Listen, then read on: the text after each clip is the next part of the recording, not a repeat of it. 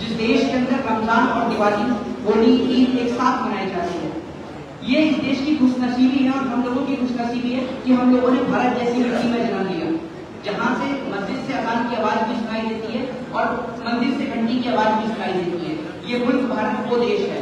लेकिन आज इस देश की बदनसीबी है, इस देश के अंदर कुछ ऐसे लोग आ गए हैं जो हिंदू, मुस्लिम, सिख, ईसाई के भाईचारे को तोड़ने का प्रयास कर रहे हैं। लेकिन मैं उनके लिए एक ही बात कहना चाहूंगा कि जब इस देश को गोरे अंग्रेज नहीं तोड़ पाए तो काले अंग्रेजों की औकात क्या है कि इस देश को तोड़ सके। और जब तक इस देश के अंदर मेरे बड़े भाई जैसे लोग, तालिम याफ्ता जैसे लोग जीवित हैं, जब तक इन जैसे लोग जीवित हैं, इस देश को ना तो कोई तोड़ पाया था और ना ही कोई कभी तोड़ पाएगा। और एक बात मैं आप लोगों से कहना चाहता हूँ कि अभी एक व्यक्ति है, नाम भी नहीं लूंगा, ऐसा मौका भी नहीं है, जिन्होंने स्टेटमेंट दिया था कि आपने देखा होगा होली और चूल्हे को लेकर। तो मैं एक बात आपको बता देता हूँ कि इस देश के अंदर होली और रमजान कई सालों से मनता आ रहा है। जब से ये देश है तब से ही मनता आ रहा है।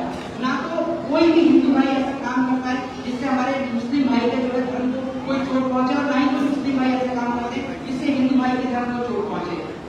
दिवाली, होली, ईद और रमजान इस देश में हर साल मनाए जाते हैं, लेकिन पहली बार मैंने किसी पुलिस ऑफिसर के मुंह से इस तरीके की बात को सुना।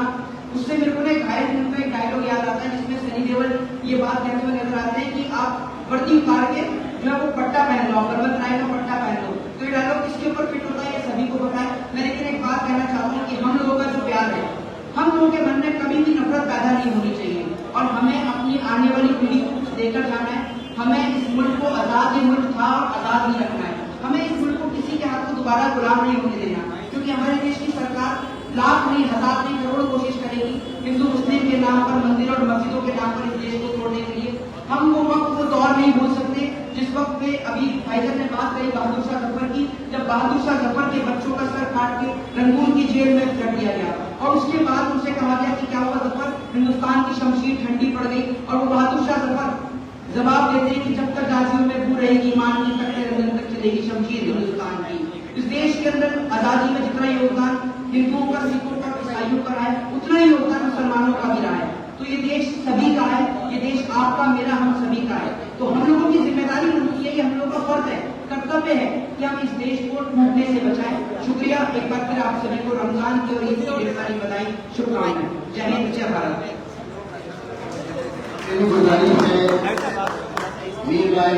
मीर से कि वो हमें खिताब करें, वक्त बहुत कम है, सबको टाइम देना है।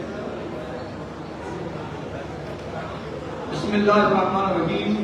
वलक़द कर्रमना बनी आदम।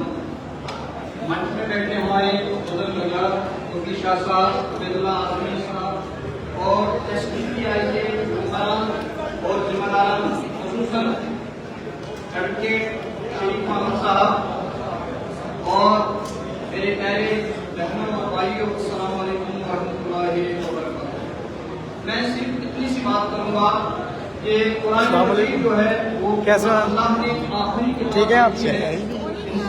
मेरा इरफान साहब से आपकी बात हो गई थी इसलिए मैंने फॉलो अप नहीं लिया ना। वो बोल रहे थे कि मैं खुद वो कर लूंगा, ड्यूटी बटी हुई थी ना सबकी।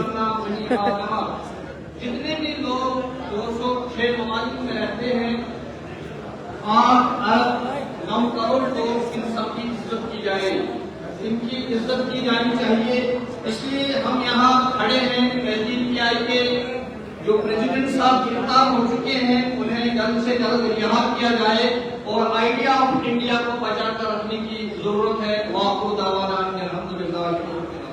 आपको ये खुशखबरी देना है कि हमारे दरमियान जनाब दुलत साहब आ चुके हैं, जो कि रॉ के चीफ रह चुके हैं, और हमारे दरमियान ऑनरेबल जस्टिस इकबाल अहमद साहब जो पटना हाई कोर्ट के चीफ जस्टिस रह चुके हैं, हमारे दरमियान मौजूद है। अब मैं सबसे पहले दुलत साहब से ही कहूँगा कि वो आए हैं, थके हुए भी होंगे, लेकिन एक बात वो हमारे लिए एक अच्छी सी बात कह दें तो अच्छा होगा। सोनू एक चेयर का इंतजाम कर फटाफट।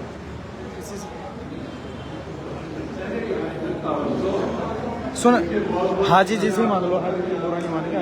अरे नहीं, अरे अभी मैं मिली खाता हूँ बाहर से।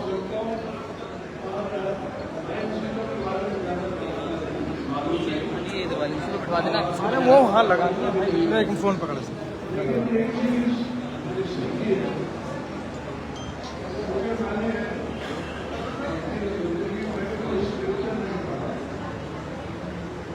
स्कूल जाते थे वहाँ सिर्फ बाइबल पढ़ा देते हैं, बाइबल पढ़े थोड़ी बहुत। आपका स्टूडेंट जो है सिर्फ लेकिन एक चीज मैंने सीखी कि मेरे तस्वीर भाई हम कहते हैं डॉक्टर बाबू का बूटा साहब थे, उन्होंने मुझे कहा था काफी सालों की बात है, तो वो अपने लॉन में बैठ के पढ़ रहे थे। तो मैंने कहा आप क्या पढ़ रहे? कहने लगे कुरान का इंटरप्रिटेशन पढ़ रहे हैं। मैंने कहा कुरान आप बार बार पढ़ते हैं तो इसका इंटरप्रिटेशन मैंने कहा इसमें क्या लिखा है?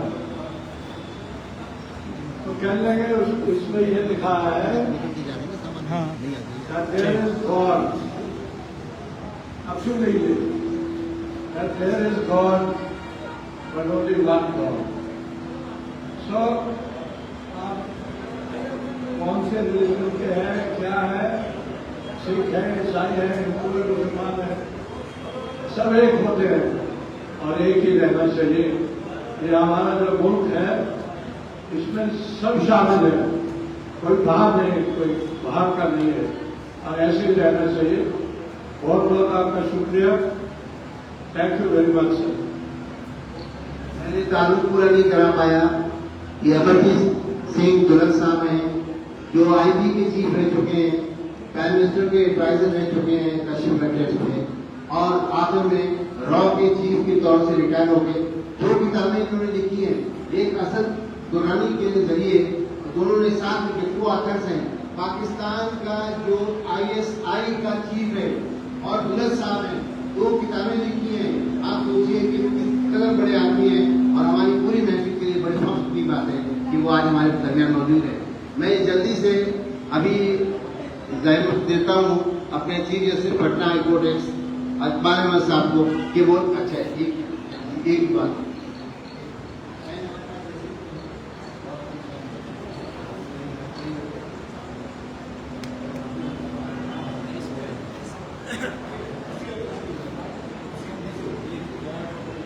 एक कुर्सी लेके आओ, यहाँ के आगे जाके सोच रहा हूँ कि क्या बोले। ये भी कोई बुरा नहीं था। हम जब कुरान शरीफ बोलते हैं, कुरान की बात हो रही है, तो पहले हम पढ़ते हैं कि हम मुझे है मैं वो शुक्रिया अदा करता हूँ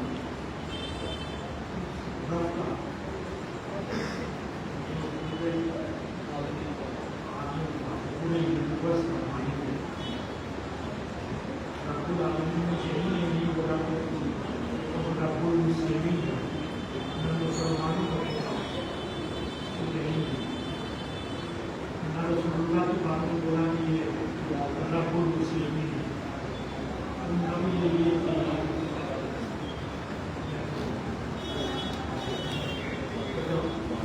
अगर समझिए एक से ज़्यादा खराब हो गया तो मुझे बताता कि इसको अगर आपस में लग सकते हैं तो कि मेरा बनाया हुआ माहौल ज़्यादा अच्छा है, हमारा बनाया हुआ ज़्यादा है। और हम इतनी बात समझ लें कि एक ही है सबका, चाहे उसको हम किसी भी नाम से पुकारें, किसी भी मतलब से पुकारें, क्योंकि हम लोगों के खिलाफ एक यही बात है कि हम एक इंक्लूसिव दुनिया में एक्सक्लूसिविस्ट है। हम सिर्फ मुसलमानों की बात करते हैं, हम जो नॉन मुस्लिम है उसकी बात हम नहीं करते, हमारा मज़हब भी नहीं करता। ये शायद हमारी गलत फहमी है, या जो बोलते हैं ऐसा उनकी गलत फहमी, इसको कोई टाइम नहीं है कि हम लोग इसको ज़्यादा बहस करें। लेकिन इतना ज़रूर बोलना चाहता हूँ कि अल्लाह ने अपने आप को किसी खास मजहब से आइडेंटिफाई नहीं किया। तो इस्लाम अल्लाह की तरफ से आया हुआ मजहब है, तो दूसरे मजहब को जो है उन्होंने नहीं बोला कि मेरा मजहब है, लेकिन ये भी नहीं बोला कि ये मजहब किसी ज़माने में नहीं था, चाहे वो ईसाइयों का मजहब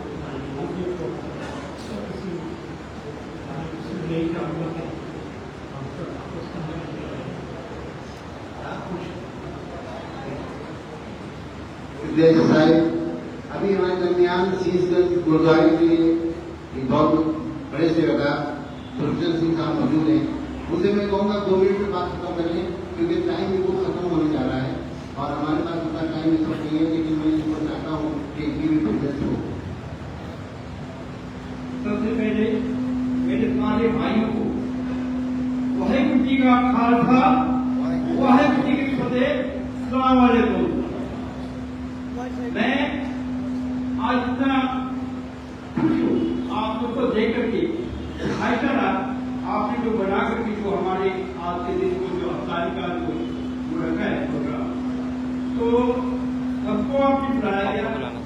तो आज मेरे को याद आ गया चुनानी साहब का पुराना 5.5 साल पुरानी, उन्होंने अपने सामने जब देखा कि पूरे हिंदुस्तान में ना केवल हिंदुस्तान और भी जगह पे बड़ा तशद्दुद हो रहा है, तो उन्होंने ईद का आपस में बंटवारे हो गए, तो उन्होंने अपने साथ मर्दाने को जो मुसलमान थे मर्दाने को सबके लिए नमाज भाई को चल पड़े थे दुनिया के अंदर में भाईचारे का। और एक ही बात बताई बोले, अव्वल अल्लाह नूर पाया कुदरत के सब बंदे, एक नूर से सब जग गया, कौन भले को मंदे, आज हम सारे भाई एक ही अल्लाह की वकील से पैदा है और आज हम सारे मिलकर एक दूसरे के गले लग रहे हैं। ये मैं मेरे पुराने साहब को देख के बड़ी खुश हुई है और मैं और हमारे पास टाइम बहुत कम हो गया है और हजरत मौलाना इस बात की शिकायत भी कर सकते हैं कि जब कभी हमारी महफिलों में आते हैं तो उनको हम टाइम नहीं दे पाते, जिसके वो मुस्तैद हैं। बहरहाल अभी 6-28 तक वो बोल सकते हैं, जो 29 को अवतार है।